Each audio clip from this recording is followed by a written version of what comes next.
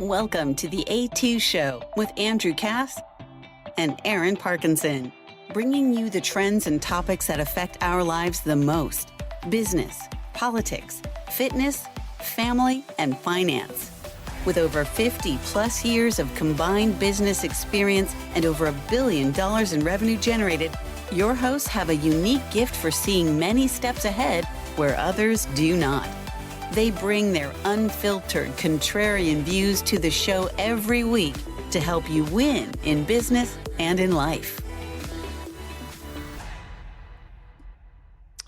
Speaking of seeing many steps ahead, we're going to talk about the steps we see ahead in 2025 today. It's a year-end show. At the time of this recording, it is December 20th, 5 days before Christmas 2024. And we thought we would go on the fly today, nothing scripted or planned, and talk about what we predict and see in our core 5 categories. When you hear our intro to the show, we talk a lot about these 5 core categories. Business politics tends to dominate our show because we have a business and a business background. But then fitness, family, finance. Finance is a big one too. What do we see going into 2025? And then maybe what are some of the things we're doing specifically in these 5 categories for 2025. We talked a little bit about that one before the show. So happy holidays to you, Aaron. Happy holidays to our viewers. Even if you're watching this a year or two later, I like to come back to the prediction shows to see if we were right. Yes. Right? Always fun. So like July, August, we go, remember that show we did on December 20th, 24? How are we doing with those predictions? We have pretty good foresight, you and I. We have a pretty good track record of foresight. You were pretty excited when Bitcoin went bananas last 2 weeks because you were telling Well, me our last show was the parabolic move over 100,000. It got to 107,000. It is now back to about 95,000, which is awesome. Yeah. Well, and you were saying, look, I predicted this here.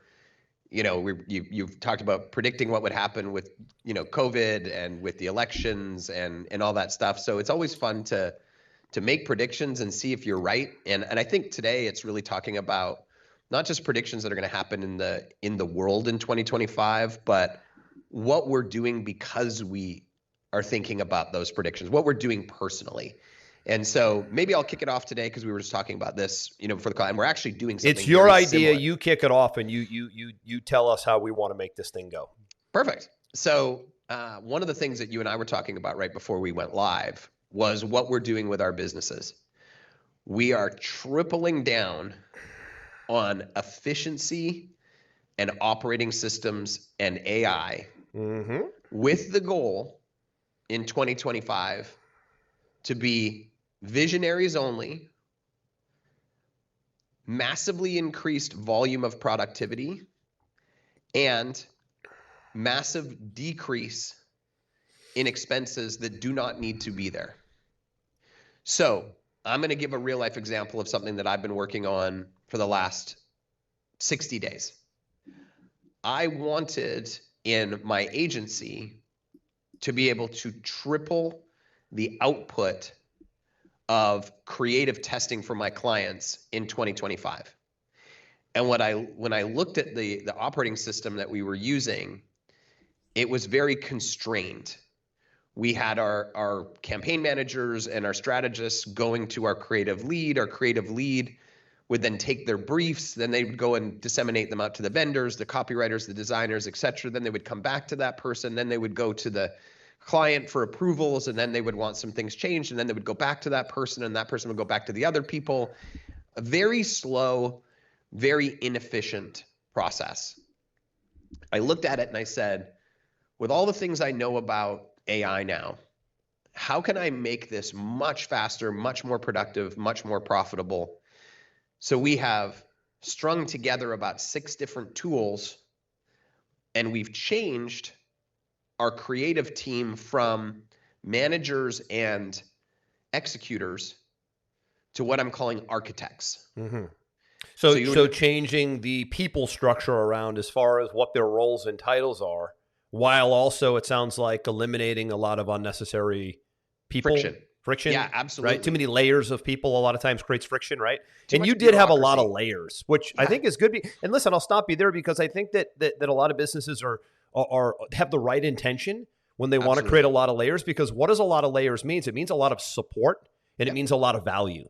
But sometimes it can actually go too far, like you're saying right now, and create layers of friction that aren't really they don't really change the customer experience that much, but they weigh down the company and they slow the process. You're exactly right. And one of my key people told me about 2 months ago, he said, I feel like I'm working for the government.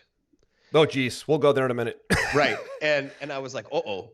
And he said, speed. Like red tape, execution. right? Red Yeah, he tape, said red there's tape, so layers. many layers of Exactly. people and Yep. SOPs. And like you said, right intentions, we put those in place because as you make mistakes, which every business does, what we said is every time we make a mistake, we're going to look at it, we're going to create an SOP around it to make sure that it never happens again. And frankly, our SOPs have been fantastic, and the mistakes have gone down considerably, which is great. But it's become very cumbersome and burdensome. It's heavy. It's heavy. It's heavy. It's layers and it's heavy, dynamic. to your point. Yeah. And the other side of it is the actual shifting of job roles. And if you're not paying attention to this is a key part for me to tell you in 2025. If you're still on the fence, I went out for a great dinner last night, rooftop, drinking wine with one of my buddies. He's exited multiple companies, super sharp guy. I was talking about the incorporation of AI into our business, and him and his wife kind of shocked me a little bit. They looked at me and they said, we don't really get it. We've dabbled with it a little bit. And it really brought again to my awareness that most people really have no idea the productivity and value that AI can bring. I want to come back to that. Keep going, but don't let me forget the "we don't really get it" statement. Don't let me forget about that, because I have a couple points I want to mention on the "we don't really get it" as it applies to a few other things in society right now. Right. So I gave them an example. I said, historically in my agency, we've got 5 copywriters. The account manager says, we need you to write these ads, these scripts, these website pages, these whatever. It goes to the copywriters. The copywriters charge per hour. They say it's going to take me 10 hours to write this. You say, okay, you're paying them by the hour. You're waiting for them to deliver it, blah, blah, blah, blah, blah. I realized earlier this year that copywriters, and I'm going to get some hate on this, but I'm telling you, the majority of copywriters are going to be out of business within 2 years. You say the majority, which is probably true, but it won't be everybody, because because the really good copywriters who will embrace technology and also embrace human connection writing and can bridge the two together, what I like to call old school with new school, will be absolute surgeons in this space. And what you just said allows me perfectly to transition into what we have done. So I went to our best copywriter on the team and I said, you are no longer a copywriter. That role no longer exists in this industry ever again. You are now a copy architect. Fair. And she said to me, what does that mean? I said, here's what we're going to do. We're going to take everything we have of assets from every single client, and we're going to put it into ChatGPT and Bard, and we're going to create a persona so the AI knows what they sell, who they are, how they speak, what are their preferences, what's their brand guide, all of these things. And once a month, you're going to go in and you're going to say, I need these 10 pieces of creative that need to follow these templates that we've already created, from messaging to flow to whatever. And you're going to press submit. And here's where your experience comes in. You can't just throw it into the system and take it as is, because it doesn't produce what you need typically on the first shot. You need to be able to look at it and know what's good and what's not. That's where the copywriting skill comes in. And you need to be able to reprompt it. You know what? Add more credibility. Mm-hmm. You know what? Add more of the things they've been successful at. You know what? Add some more pain. Change the tonality of the voice. So you keep reprompting it until you got exactly what you want. And you say, okay, now save this for the future because this is exactly what I want. But that requires somebody who is skilled at copywriting to know what they're looking at, what's good and what's not, and keep refining it. However, that person, Andrew, is going to be in charge of producing 300 pieces of creative in the first week of every month. Good. Did you catch that? I got it all. I don't want to go into the weeds too much because we got a lot to cover, but big picture of what you're doing in the agency, I think the takeaway is what? Removing layers, getting granular with the few people that are left, kind of making them surgeons and architects. Absolutely. And what it's done is it's dramatically increased speed, dramatically increased volume of output, and dramatically decreased expense versus when I'm talking to the people internally, they're like, oh, you can't do that. This is my craft. This is my this. This is my, I'm like, guys, it's immediate resistance with anything new, which makes sense. Right. So going into 2025, I will be going deeper into efficiency, output, AI. And it's not about cutting expenses. Everybody thinks AI is about cutting expenses. It's not about cutting expenses. It's actually about increasing volume and efficiency and increasing value. There's a benefit of cutting expenses. It's one of many benefits. Absolutely. I don't think it's usually the chief reason, but I think it's one of the reasons that people will utilize it. There's going to be a huge opportunity in two places in business that I'm doubling down on in 2025.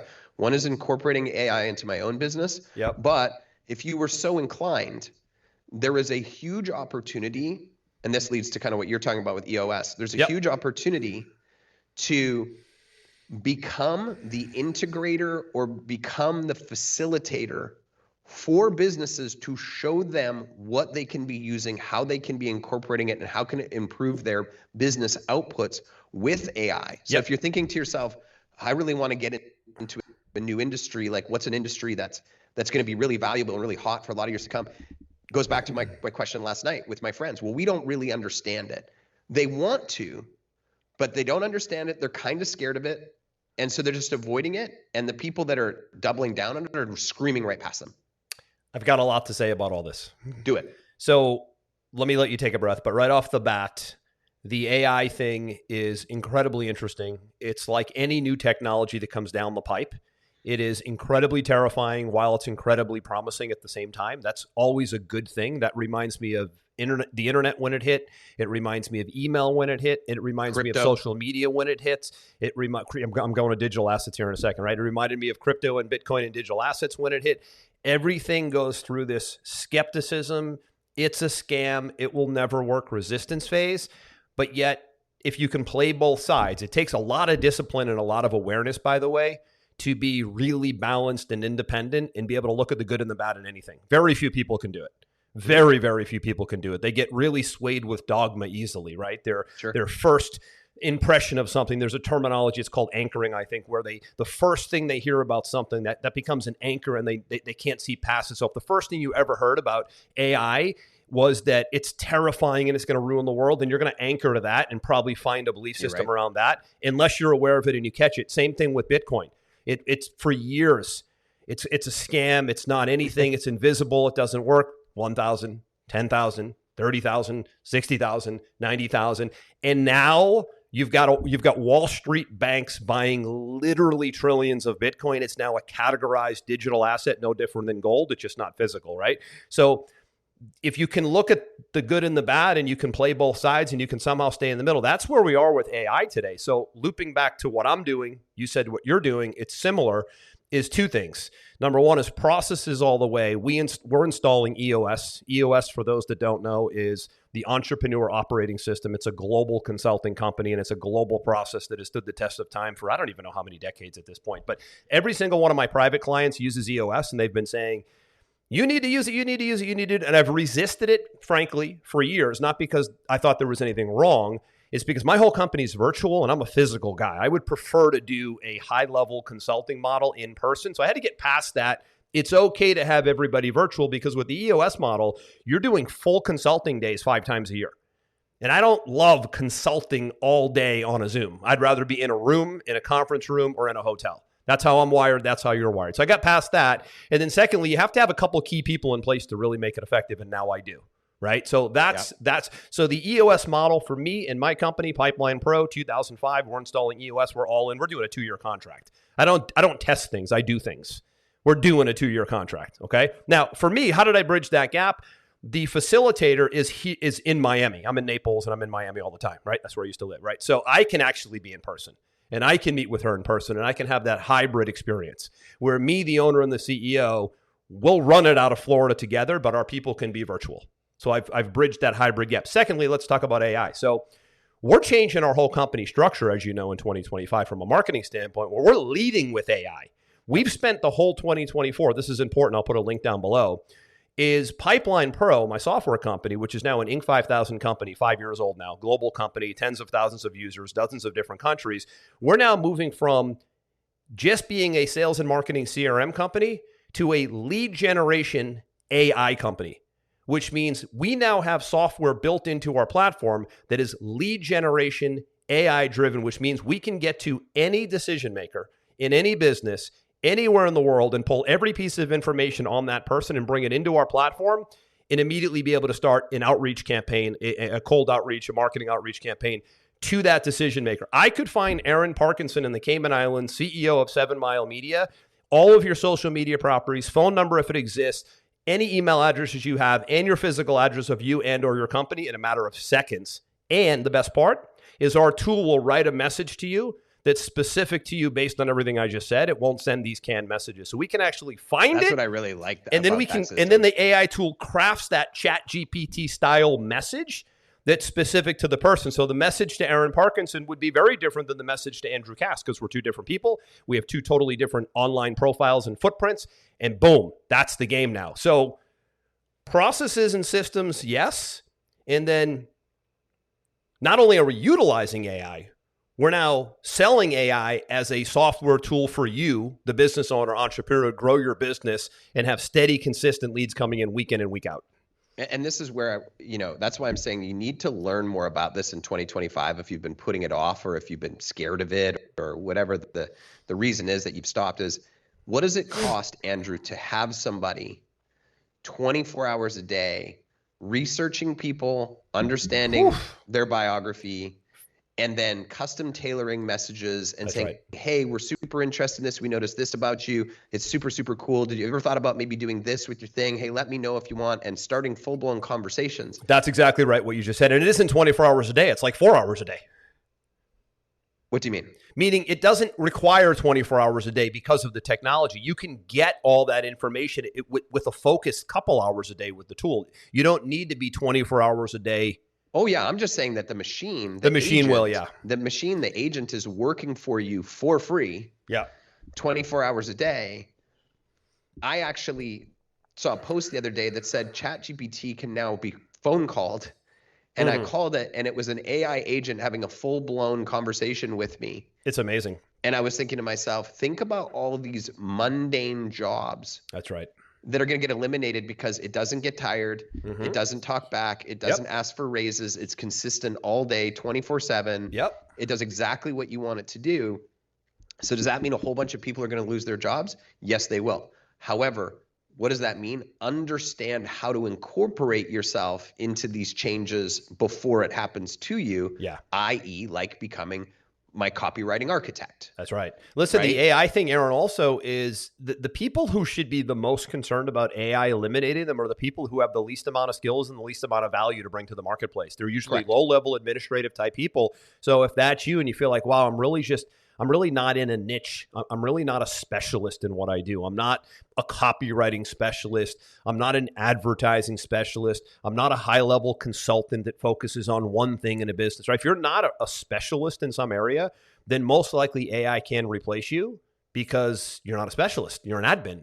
And AI, and frankly, AI is admin in the form of a robot, to put it in layman's terms, right? Yep. But to your point, a copywriter, literally a heart surgeon, these people aren't going to be replaced. They're going to use AI tools to do better heart surgery. They're going to use AI tools to write better advertising copy, right? A quarterback for the New England Patriots is not going to be replaced with AI because an AI robot can't throw a football. But you know what that quarterback might do? Use AI to analyze and scrutinize his opponent. Use 100%. AI to maybe craft different plays that maybe it took them too long to craft the play, and maybe some AI modules can be put in. You'll see it in football soon because football's such a X's and O's and chess match type of game.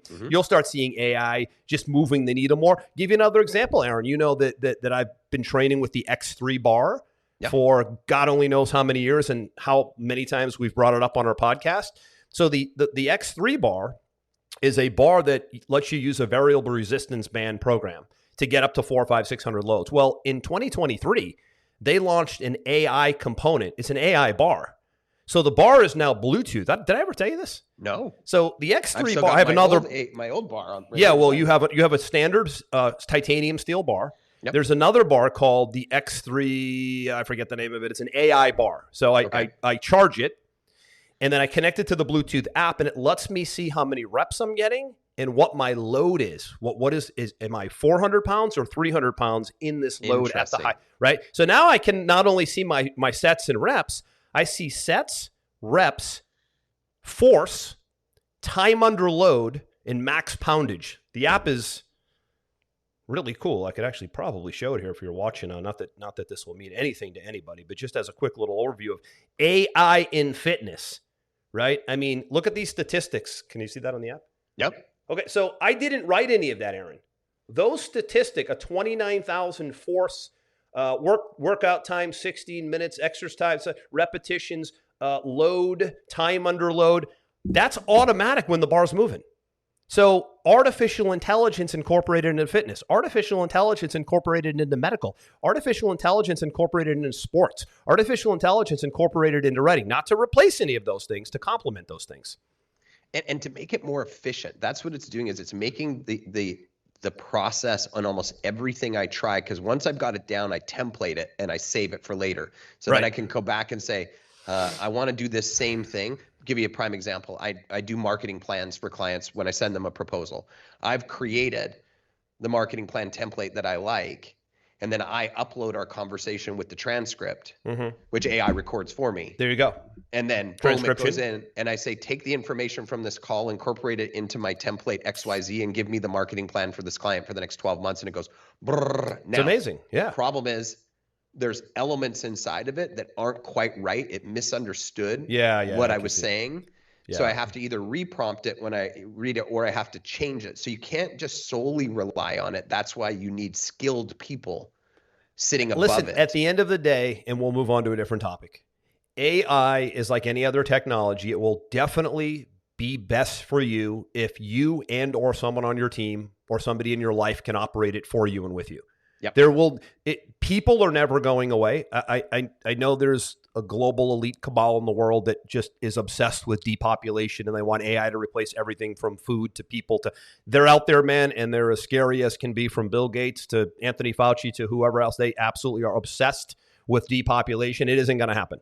Okay. People will always drive technology, and people will always drive great companies, and people will always drive innovation. As much as they want you out of the way, don't get out of the way.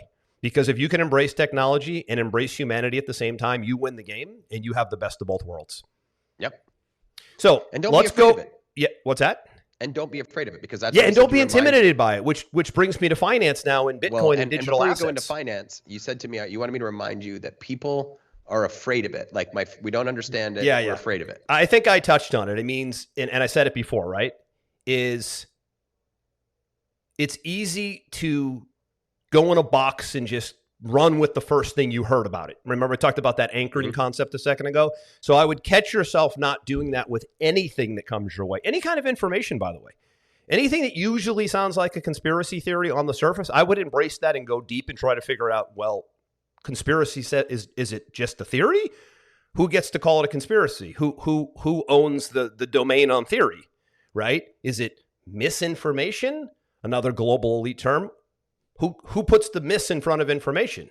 Who gets to be that righteous, right? AI, scary. Who gets to call it scary? Find out if that's true. Go down the rabbit hole, because if something is taking off and it has legs, like the internet, like email, like social media, like video, like digital assets, like Bitcoin, if it has legs like all of those things looked like they didn't at one point, you probably want to be paying attention and probably doing a lot of studying. Right. There's a guy that I follow. He says, until you've done 100 hours of studying it, Michael Saylor, by the way, the largest Bitcoin holder. He owns MicroStrategy, which is the largest Bitcoin holding company publicly traded in the world. He's the largest holder of Bitcoin behind the guy who created Bitcoin. And maybe even he's ahead of Wall Street ETFs at this point, or he's neck and neck. Right. So he said, until you've spent 100 hours studying something, you don't really get to have an opinion on it. And you don't really get to really get emotional about it, because you really haven't studied it, right? Well, and I can say on this particular topic of AI, I've been showing you stuff all year. You have been. And you've showed me more than I would have even known. Look at this, look at this, look at this, and you've said to me many times, wow, this is incredible. Exactly. But Aaron, do you know what my first impression for me was on AI? Didn't like it. I'm going to tell you why. A terrifying way To me, AI right off the bat was a propaganda tool for me.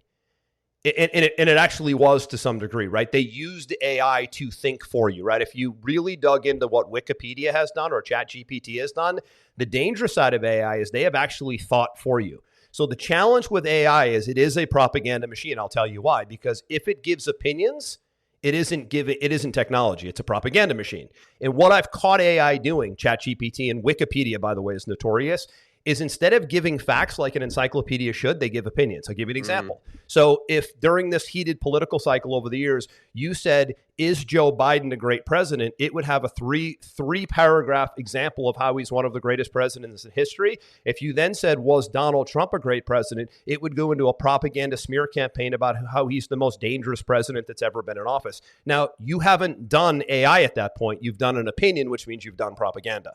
Right. So that was my first impression of AI, is it was thinking for people and it was giving people an opinion, not facts. And that was easy to see. And right off the bat, I was like, I'm done with AI. So I resisted it right away. But again, I'm the kind of person that I'm aware of my own thoughts. I resisted it while watching it and while studying it. Right.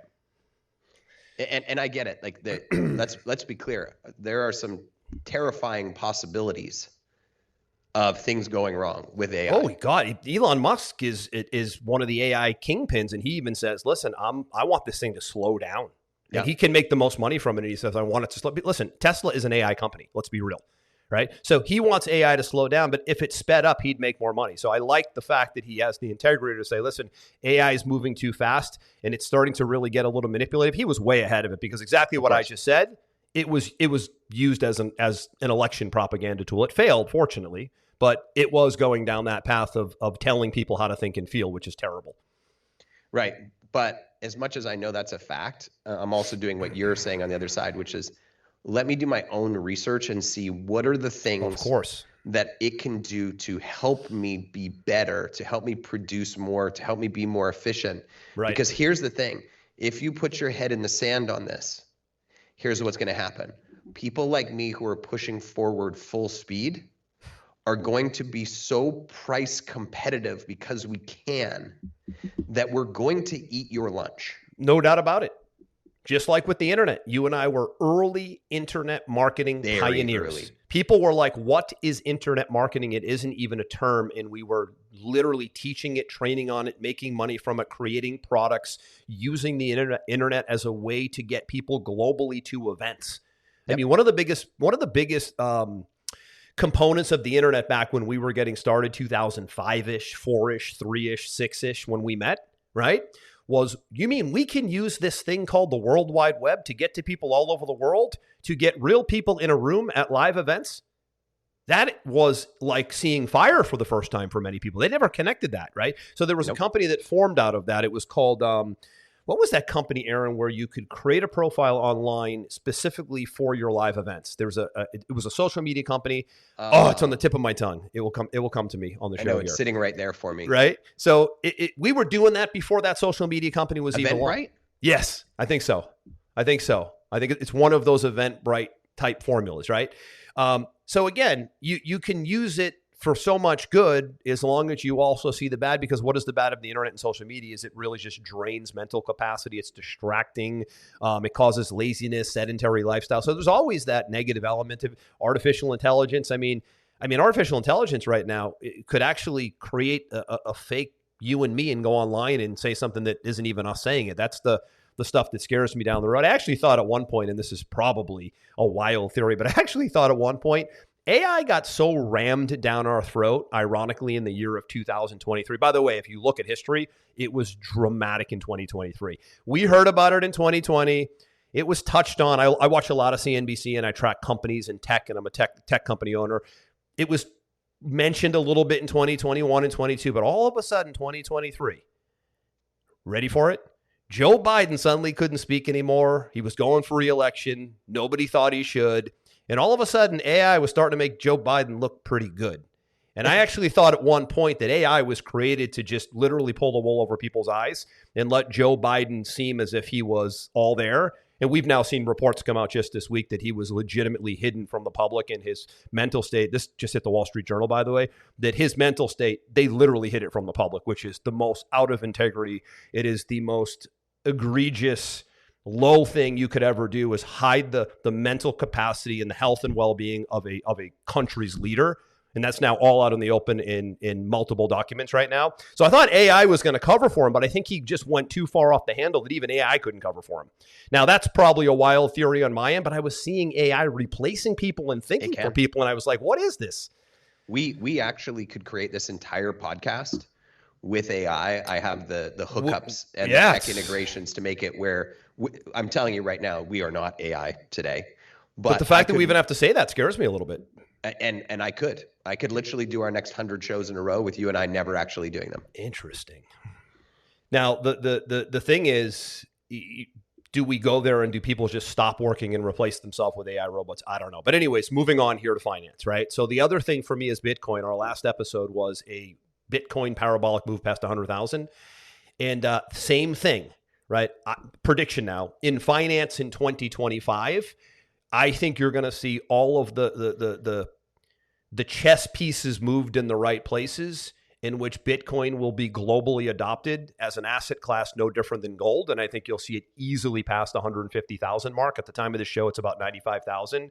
So I would be paying very, very, very close attention to the asset of Bitcoin and just Bitcoin. Forget all the cryptocurrencies and tokens and coins and memes and all that. That's the speculative stuff. Bitcoin is actually starting to not become speculative. It's now starting to feel like gold to me. So sometimes the same thing happens, Aaron, to my point about your friends. We don't understand it. One of my good friends, rich guy, says to me the other day, I keep seeing it rise, but I don't understand it. Here's my response. Do you understand gold? Yeah, it's basically metal, coin. It's worth about $2,700 an ounce. Well, that's Bitcoin. The difference is there's no physical delivery. Bitcoin is considered digital gold. Bitcoin, the difference between gold and Bitcoin, though, very important, is you can transact in Bitcoin right now. I can't transact in gold right now, and I own gold, physical, and I own the ETF. It's pretty hard. I could probably sell it. I've got a bunch of coins. They're $2,700 a piece. I could probably go somewhere with my $2,700 coin and do something with it. Certainly, I'm not going to buy dinner with it. Certainly, I'm not going to pay my team with it. But do you know that right now, Aaron, in my multiple Bitcoin accounts, I could pay anybody, anywhere within seconds. So Bitcoin is a digital asset that allows you to transact. So if you go, okay, how is it like gold is $2,700 an ounce, Bitcoin is $100,000 a coin? There's no difference.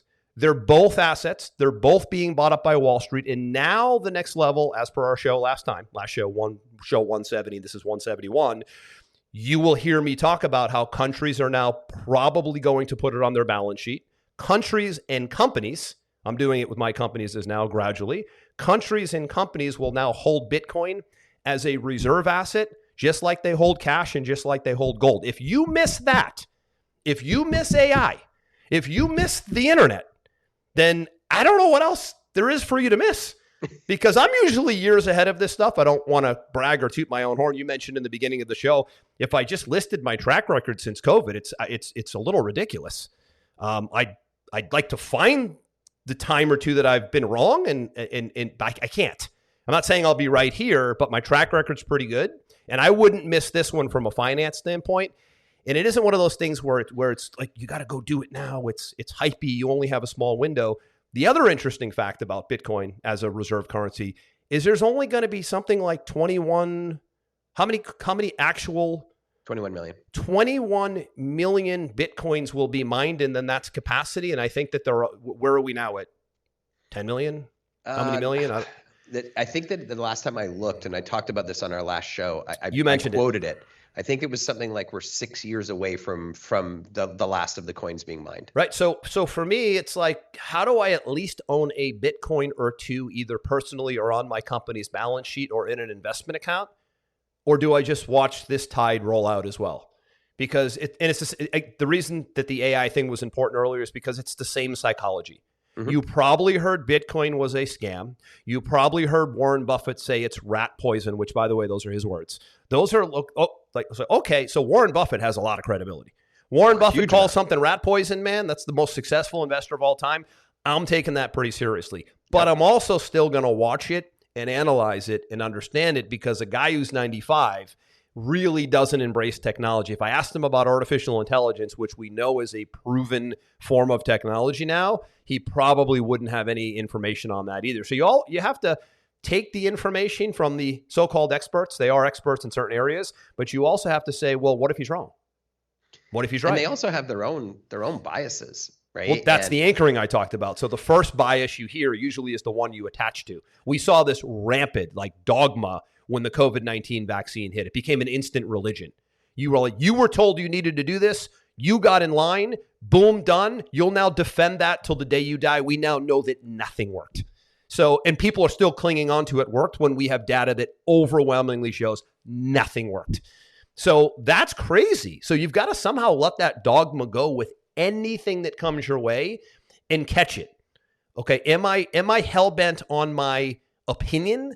Am I hell-bent on my stance, or am I willing to look at every single angle from left to right to middle? And most important, am I willing to go down the conspiracy theory path and really, really hear the worst things that could be said about it? And then can I come out the back door and actually have an opinion? Most people cannot go through that exercise. It's too painful. I personally love it. I think it's fun. To me, it's like a grueling workout. I just kick my ass in the gym and I come out and I'm mad and frustrated, but then I shower and I feel good. That's how I feel about that whole process. Well, and I think that kind of allows us to transition into the next topic is oftentimes the things that are the most powerful or have the largest movements attached to them are inevitably going to scare you the first time you hear it. True. It's almost a sign. Like when something makes you uncomfortable, that's usually a sign that you need to stop and you need to dig into it deeper, because there's probably something to it. It's disrupting something. Sure. And what I'm really looking forward to is January 1st, because right now got a lot of Christmas parties, a lot of, people coming to the islands, there's a lot of socializing happening right now, which is very typical for the Thanksgiving to Christmas window's segment tough of this year for most people. And 2 years ago, I heard about this thing, which we've discussed on previous episodes. It's this thing called 75 Hard. And I'm looking very forward to January 1st doing it for the third time in a row. Oh, yeah. Where you were going every single day doing something, right? Yeah, the program, look it up. It's a free program. You don't have to pay for it. It's out there public. Is for 75 days, you have to choose one eating plan. You have to have no drugs or alcohol. You have to drink a gallon of water a day. You have to work out twice a day for 45 minutes, and one of those workouts must be outside in the fresh air.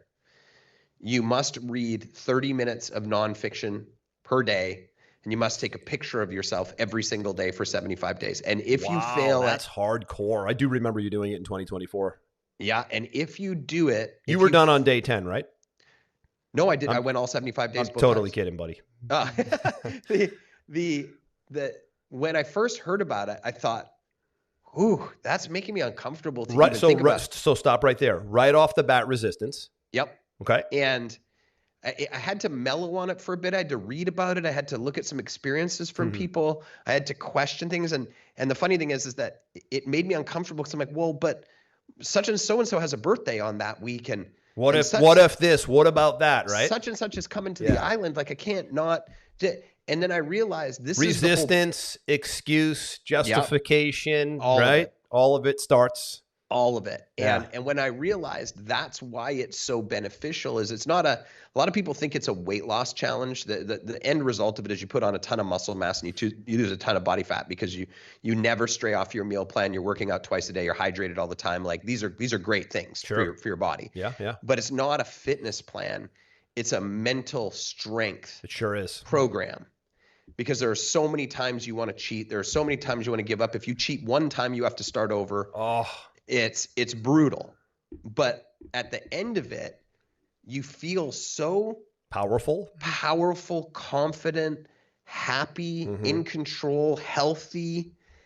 And it's this great reset for me to come into the year, because as you know, when you come into New Year, you have all these big goals and you want to accomplish all these things. Well, you know what? If you do that on top of the foundation of perfect health, fitness, sunshine, water, food, workouts, educating yourself, how much easier is it for you to stick to the goals to strive for those goals. So from a fitness perspective, going into 2025, I will be doing 75 hard again for the Really? third time, which will take me until March 15th. That's how long. Damn. So you're doing it. That's amazing. Mhm. That's amazing. And that fitness thing, Aaron, that's exactly how it is for people who when I moved my entire fitness regimen in 2021 to variable resistance bands only on the X3 system. Yep. And I've been lifting weights since 14. Think about how much resistance I had to go through to go, okay, I'm now no longer going to lift weights and I'm going all in on variable resistance training where I can get heavy, heavy, heavy loads via a bar, a band, and a plate. Mm-hmm. I read a book. I read the book called Weightlifting is a Waste of Time 3 times. I look at the 200 citations. I watch dozens of hours of videos, and I try to figure out how could this possibly get a better result than weights, and the science is right there. So the other thing I see people doing, maybe in closing here, is this denying of reality thing is a really big problem. So this other prediction I make is there's just a pocket of people that you could, like Aaron, I could tell someone that is so brainwashed at this point that the sun is in the sky above your head. And if someone or another political party or another group of people that they don't align with says that the sun is in the sky and it's a beautiful day, just because of who said it, they will actually deny reality and say that is not a sun, it's a star. So this whole like denying of reality and looking at facts and looking at data and actually saying it isn't a fact or it isn't data, that's something that's been concerning me that I've been watching closely, the psychology of totalitarianism for a long time right now. And that I think is actually really damaging society a lot right now. It's a really interesting phenomenon that if you study it, it's cult-like behavior and it's super concerning. I think that what we're going to see, and this is one of, I guess, my projections for 2025, is I talked to my son about this 2 years ago when really I felt like that whole situation was at the height of its worst. Which one? When you say that whole situation? Cancel culture. Oh, yeah. The whole wokeness, yeah. All of that stuff. That got voted out in a clean red wave slide, so. And I said to him, what you'll understand as you get older, he was very upset about it because, teachers were asking him about things on his social posts and all sorts of crazy. So this isn't their responsibility. How has this got to this point? Exactly. He called it the pussification of America. And, is that what he calls it? Yeah. He's absolutely right. Good that he's talking that way. He's absolutely right. The snowflaking of America, I call it. Me and my son. It's good that you and your son and me and my son joke about it. It's good to be men. They're friggin' snowflakes and they can't be trusted. That's the bottom line. And so I said to him, what you'll understand as you get older is things swing from one side to the other. And when it swings too far, people will push back against it. We just saw it. And I said, you'll see sometime over the next year and a half, son, that people will push back. And if anything, they'll start becoming more offensive because people are craving it and they want to feel normal again. And it always ends up pulling back towards the middle. I said, don't wait. You watch. It'll happen. And sure enough, it has happened. So I think you just saw it happen in the United States election. Mm-hmm. The United States election on a clean sweep from electoral to popular to Senate to Congress was an overwhelming mandate clean red sweep that literally said we're done with woke, left-wing, toxic, divisive ideology. That was the checkbox. People still don't get it, man. We're done with that was the checkbox. They weren't voting for Trump. They don't want to be buddies with him. They aren't looking to have dinner with him. They aren't looking to marry him. He's not going to be their roommate. The check on the box was, we're done with woke, left, toxic, divisive ideology. Case closed. And warmongering. And open borders. And media corruption. Exactly. And open borders. Gaslighting. All of censorship. All of it. They didn't not like your lovely installed candidate who has the IQ of a turtle. They just didn't want woke ideology anymore. Somehow. And here's the best part. Stephen A. Smith. Love him or hate him. And Charles Barkley, love him or hate him. These are some really loud, controversial guys. I like them both a lot because I gravitate towards that personality. I find them entertaining. They were like, shut the F up. You lost every aspect of this election. Everything I just said was all voted out. Go effing home. And these are guys that aren't in politics, by the way. These are guys who, what you just said to your son, what I've said to my son before, and how I just categorized this wokeness, they just basically said to their audience, and these are sports guys. They don't ever have to get into politics. They were like, shut the F up. You're done. Case closed. You shouldn't even be giving advice anymore if you voted for that. You need to go and rethink your entire platform. Yeah, you need to go rethink your life. You're brainwashed. The point that I'm getting to is that there is a significant amount of business, cultural, media, efficiency with the new DOGE. God, love that. There's a massive swell of optimism coming into 2025 that it's been a long time. There really is, Aaron. And when there's optimism, there's ideation. When there's ideation, there's investment. When there's investment, money moves around. When money moves around, the economy grows. People buy properties. I think you're going to see a really wild 2025 from an optimism standpoint. The only caveat, and I knew you were going to say absolutely agree with you, because the owner of SoftBank just invested $100 million billion with a B? Billion with a B. Goes to Mar-a-Lago and says, I'm willing to put $100 billion into the U.S. because you're in charge and they're not. Get with the program, folks, right? You're not voting for people. You're voting for or against systems. That SoftBank guy said, I'm putting $100 billion into this system, not that system. He wasn't putting $100 billion in the U.S. if Biden or Harris won. There wasn't even a 1% thought process, right? Nope. So to your point right there, absolutely, Aaron, but he's got to stay alive. I actually think it's a 50-50. I hate to say it, but Aaron, we've already had 2 attempts. I'm not coming from left field right here. I was the guy that called in March. They're going for him with they're going to lose legal. They're going for the throat. 2 assassination attempts. Let's be real. I predicted it in March. I said, if they don't get him legally, they're coming with the guns. And they came with the guns. So he's got to now get sworn in, because right now in America, you don't live in America and you're not as close to it as I am. It's almost like Trump's the president right now. He's going around meeting with country leaders. Oh, yeah. He's at expos and he's on podcasts and shows. And I'm like, is Joe Biden even the president right now? But here's my bigger question.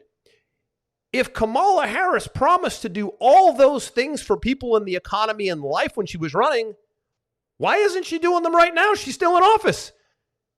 Crickets. Well, she had a different. You had this whole big opportunity economy. We're going to secure the border that you opened, and we're going to, do this, that. Why don't you do it right now? You still have 35 days left. Where are you? You're the one in office. That's the shit that gets me irate, right? But I think you're right. The feeling of prosperity. We saw this with Bitcoin. 55,000 to 108,000 is a Trump factor, pro-Bitcoin, pro-crypto regulation stance. And the right people are moving into the right places. From a health and wellness standpoint, Kennedy leading human health, the Department of Health and Human Services, Dr. Jay Bhattacharya and Dr. Marty Makary. These are 3 people I've studied very intensely over the years. I've done my multiple 100+ hours on these guys. And these guys running the public health machine of America, people have no idea what's coming now on 2 fronts. First and foremost, the warning is you have no idea what you're about to learn that you didn't know, that is horrifying. The outcome of that is the opportunity for our next generation and for us as adults to get healthier than ever and really understand how preventative alternative medicine works and how metabolic health works and how horrible the food system is and doesn't have to be, is life-changing. But there's still that woke cabal that's resisting it every step of the way because it's directly tied to their funding, their lobbying, and their conflicts of interest. So that all has to be unwound. So there's going to be those challenges. We're seeing it right now with the propaganda smear campaigns are on another level right now. And then if they're allowed. So Kennedy has to stay alive too. Track record there as well. Uncle and dad got clipped. So I'm not coming from left field right here. I'm looking at history. Well, and I'm excited to see if they actually follow through with it, or if it was just a concept. A ploy. What do you mean when you say actual follow through with what? Is Vivek? He's back with now you're talking about the Department of Government, him and Musk. Because they're throwing out things on social right now saying, I was reading some stuff yesterday. I was like, unbelievable programs that have expired a decade ago that are still being funded It's with insane, no man. oversight? It's Who's insane. that money going to? Follow that money. Oh God, if you followed that money, you'd be horrified. And they're coming in and they're saying, well, I'm going to treat this place like Twitter when I bought it. I'm going to whack half the people, 80% of the programs. I'm going to take all the savings, put it towards the things that we should be funding, like Social Security and these elements that are underfunded. How about funding organic, clean, non-chemicalized lunches in school for children? Fantastic. Gee, there's a big leap. But Fantastic. No, instead we're going to fund all these weird radical left-wing DEI war open border programs while our kids are eating Cheez-Its. Like, it's so backwards. And the fact that if anybody is resisting it, please just eliminate them from your life. We're at that point right now. If you're resisting the good that's coming because you don't like the guy running things, it's like saying I hate the Patriots because I don't like Bill Belichick. It's the stupidest thing I've ever heard. You hate the New England Patriots. You hate Tom Brady because you don't like Bill Belichick. This is who they are. This is exactly how they're looking at this new administration. I don't care that you don't like Trump. Here's what you should like. No regulation, lower taxes, less war, closed borders, and a fight for the public health soul of America. That's what you should like, but you're too worried about what you don't like. And a peeling back of excessive spending, excessive debt, excessive loans, all these inefficiencies. With two guys, Aaron, who are completely out of control. Self-made billionaires who have zero ties to politics and who actually give a shit about America because they're legitimate legal immigrants who value the core of America. Let's keep that in mind. Two self-made billionaires, two legal immigrants who became self-made billionaires through the legal path of America. And now they want to go in and say, we were so successful in our businesses, we want to adopt those same strategies. Exactly what you and I talked about at the beginning of the show, by the way. Efficiency, productivity, removing friction, less regulation, cleaner process. Do you know that the governor of California has actually come out and made a statement and a speech that this is the worst thing that could ever happen to America? These guys don't know the first thing about efficiency or regulation. With a straight face, coming from the Communist Republic of California, the worst run country by far in America, literally every aspect of the state is destroyed except that it's still sunny. And here's the guy. It's like, you can't make it up. These people are so twisted. I don't know why they talk anymore. They were voted out in a clean sweep quadruple red wave, and they're still talking. I don't get it. Why are you talking? I'm really excited to see if it actually follows through, because I've had a lot of debates with people about Canada. Oh, Canada's a whole different conversation, buddy. Jeez, I can't comment on Canada, but man, from what I see on the outside, it's the Communist Republic of Canada also.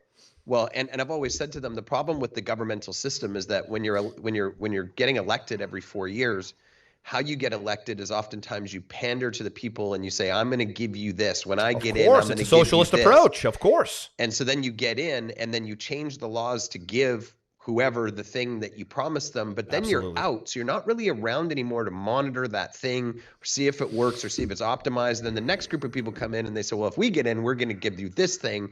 And then it's this compounding element of 50 years in, you've got a bazillion things that money has to go towards, but nobody's actually been kept around to look and see if they work, if they need to be removed. Which means there's no auditing, there's no monitoring, there's no oversight, right? In a business, you would watch it for a year and say it's working or it's not working. We need to remove it, or you might even shut that business down. We might need to change it down. And it's just this compounding thing that becomes out of control. And then eventually that's how empires fall apart, is they suck all the money out of the country to go towards things that make no sense, and everybody just leaves. And so if these guys can come in and actually do something this extreme, it's going to set the precedent that it could be done anywhere. And Aaron, wouldn't that be amazing? Wouldn't it be? Of course it would be amazing. Forget the personalities and just look at the efficiency of what could be. It doesn't matter what team you're on, right? It's so stupid, right? And do you know the Pentagon, where Aaron? This is coming from. I live in a country where taxes are illegal. Exactly. Everybody always says, how can the country possibly operate with no taxes? Illegal. I say, countries are businesses. They bring in money all the time. If you actually have a budget and you have to be efficient, crazy, you can run it without being in deficit, because you're actually held accountable. You can't go and steal from the citizens and say, we want more money. Aaron, right? Like, do you understand that the Pentagon has failed every single audit that has been done on them for like like the last 10 years. With like $1 trillion. But it isn't money overspent or misspent. It's missing. They can't find it. Secondly, do you know that the U.S. Postal Service in the United States, we've raised the price of stamps, I think 3 times in 5 or 7 years. Okay. Is just reported something like a $2 billion loss. Another government-run organization. The same thing's happening in Canada right now. They're on strike at Christmas because they want more money and more stuff. And everybody's like, "We don't need you anymore. You've been. They're made fighting redundant." In Congress about a year-end CR bill right now. That Vivek is a genius. Vivek posted on social media. I'm gonna actually post it. Vivek posted on social media, Aaron. The CR bill that Congress wants to pass is 1,500 pages, and they made it 1,500 pages because they knew you wouldn't read it, so I read it for you. And he comes on the video, and he says, I'm just going to give you 3 or 4 things, he says. And you know what one of them was, Aaron? No. They buried on like page 900 massive salary increases for everyone in Congress. And then when people started not saying the bill is not ethical, it's the same thing they did with the border, by the way, fake bill. That if anybody looked at it, they would definitely not approve it. And then when they say we don't want to approve it, they then make you the bad guy. It's the same playbook, right? And he goes, so he shares 3 or 4 of the things in that bill, and it's like, did they just try to slip things in and think you're not going to notice? I mean, it's the same playbook with Ukraine. It's at some point, and then if somebody wants to audit it, they get labeled misinformation or a conspiracy theorist because they want fiscal responsibility. These people these are psychopaths. But you're right, man. The Department of Government Efficiency, we can end with this, I think is a great concept. And it's a concept that I think we started the show with for our own companies. We're essentially installing Department of Business Efficiencies within our own companies by me installing EOS and you changing your structure and AI and all the different things. And it's really just what's the outcome? We want efficiency, which equals productivity, which equals profitability. And as you watch this in 2025, I remember when Elon took over Twitter. Oh, geez. And he gassed 80% of the people on day one. He basically said, you're either going to come on board and do what I want to do and go this direction, or you can leave. A ton of people left. A ton of people were fired later. He was like, perfect. It's now profitable for the first time in its existence. Yep. And I remember thinking, how could he possibly still make that thing work without 80% of the staff? And it made me take a look in the mirror and go, I'm not thinking about this the right way. Right. I need to look at my own business and say, how could my business operate with 80% less people starting tomorrow? That's a puzzle worth thinking about how you could solve that. Yeah. And he really inspired me when he did that to think maybe I'm being lazy or emotional, or I'm missing something. I'm not seeing something. I'm letting my thought process of what I originally heard. I'm anchoring, my bias, right? And so as you go into 2025, ask yourself some of those challenging questions. You'll be really surprised what you come up with. Yeah. And you know what else he said about Twitter? I'll leave off with. When I got into Twitter and bought it, it was a legitimate organized crime scene. You have no idea. They were in bed with the White House and the FBI censoring information since 2020 on COVID-19. It was insane. I have all the documents. A gazillion layers of it. Insane. The guy literally exposed it. I mean, of course, mainstream media buried it, but it's readily available information if you ever wanted to look at the Twitter files. It is horrifying. You would think you were looking at a Soviet Union playbook. Crazy. So be careful. It's all coming back. It's all coming back to the careful. middle. Be hyper aware. Be really aware of resisting something initially when there's data or facts or theories that are in direct opposition with what you may think is working or should be working. To your point, really, I think the takeaways are AI and Bitcoin, Aaron, right? AI and Bitcoin. I mean, you've got to not be careful looking the other way and saying, it's just tech. It's a fad. It's this, it's that. Because again, you keep saying this, but I say it quite a bit. Follow the money. If you follow the money, that's where the money is. The money right now is in AI and Bitcoin. I think those are the big 2 takeaways for 2025. My big predictions is those things will only accelerate and even more money will go into them. Artificial intelligence. What was the third for you? Well, the third thing that's going to happen in 2025, and I don't want to open up another rabbit hole, but you're going to see a massive amount of money going into natural, clean, healthy food production. That's going to be the next big Aaron, wave. From your mouth to God's ear, I hope to God because that cabal is that industry, the food industry, but now the whistleblowers and the people coming out showing the data and the science about how truly sick America, I'm talking America is the sickest of all, right? Canada, I don't know where Canada is on the list, but America is by far the most sick, inflamed, chronically sick, chronic disease country of all, especially our kids. Obesity is on another level. This all stems from food. So if we can fix the food, we can fix almost everything. And you're absolutely right about that. And thank God somebody like Kennedy is the guy to do it. You got a guy coming in who literally has no conflicts of interest, won't take the payoff, and has been trying to do this for 30 years, but he's been resisted every step of the way. So all that resistance that you see from a food standpoint, embrace it, because usually the resistance is the lie. Usually the people resisting are the people who are trying to cover something, or the people who are trying to keep a business or an industrial complex running clean. And food should not be an industrial complex. Food should be food. Agreed. Okay, my man. Happy holidays to all of you. If you're watching this pre-2024 holiday, but even if you're not, if you're watching this any other time, there's a lot here that you can look at from a business efficiency, economic wealth building standpoint. And we'll see you on the next show in 2025. Happy holidays, everybody.